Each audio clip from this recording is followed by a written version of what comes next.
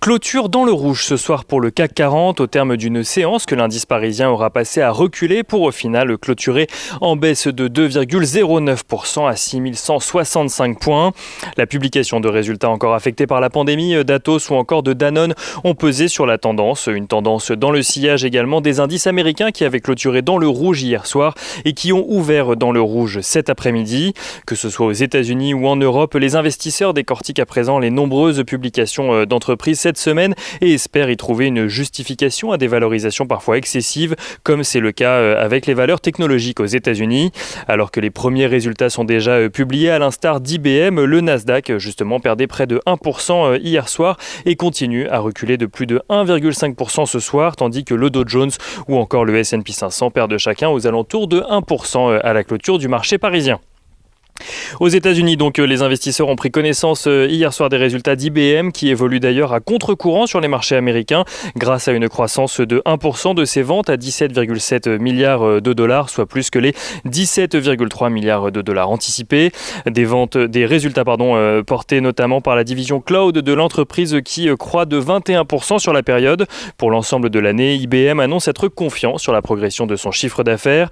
Aux États-Unis, toujours, les investisseurs ont découvert les résultats de Procter & Gamble également qui annonce un chiffre d'affaires trimestriel meilleur que prévu et confirme ses prévisions pour l'ensemble de l'année. On note les résultats également de United Airlines qui fait état de son côté d'une perte trimestrielle de 2,4 milliards de dollars, soit plus qu'attendu à cause notamment de l'augmentation des prix du carburant et de la chute du nombre de vols en lien avec les mesures de restriction.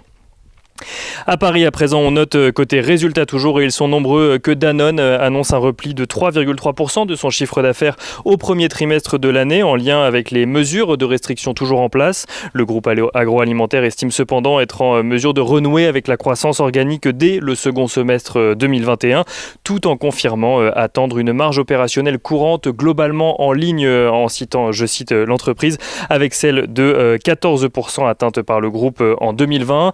Danone qui perd ce soir un peu plus de 2%. Atos annonce lui aussi un chiffre d'affaires en recul de près de 2% à taux de change constant sur le premier trimestre 2021. Il ressort à 2,7 milliards d'euros sur la période.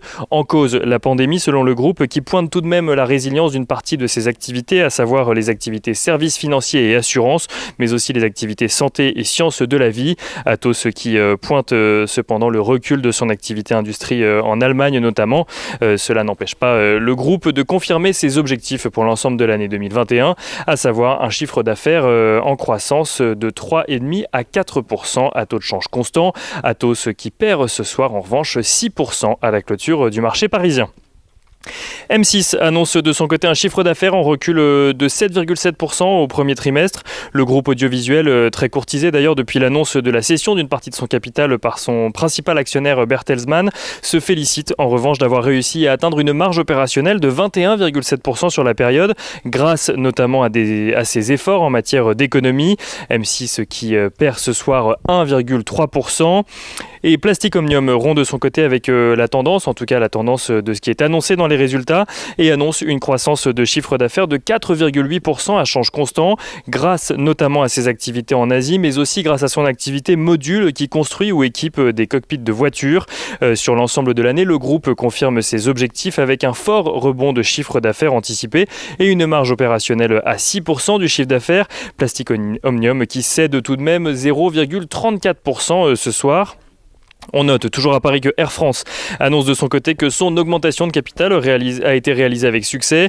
Une augmentation de capital d'un peu plus d'1 milliard d'euros finalement, suite à l'exécution du plan global de soutien accordé au groupe qui prévoyait également la transformation d'un prêt de l'État français en titre hybride. La participation de l'État français atteint désormais 28,6% du capital de la compagnie aérienne. Air France qui recule ce soir également, qui perd 5,5%.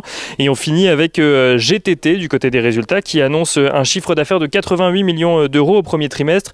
Il recule de 15% sur un an, alors que le premier trimestre 2020 était encore porté par la dynamique des commandes de 2018 ou de 2019. Le chiffre d'affaires lié à l'activité service de l'équipementier naval progresse en revanche de 55%.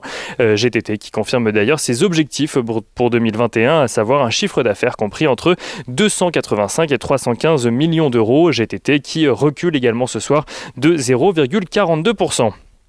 On note rapidement du côté des statistiques peu nombreuses aujourd'hui que les prix à la production en Allemagne progressent de 0,9% sur un mois au mois de mars, mais aussi de 3,7% sur un an.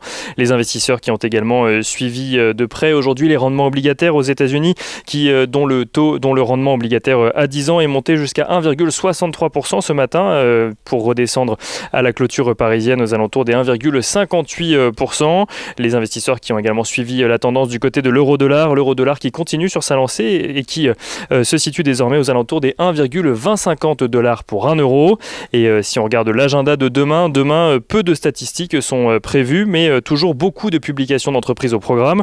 Aux États-Unis sont attendus les résultats trimestriels de Netflix après la clôture à Wall Street. En France, les investisseurs suivront ceux de Carrefour, Accor ou encore Worldline.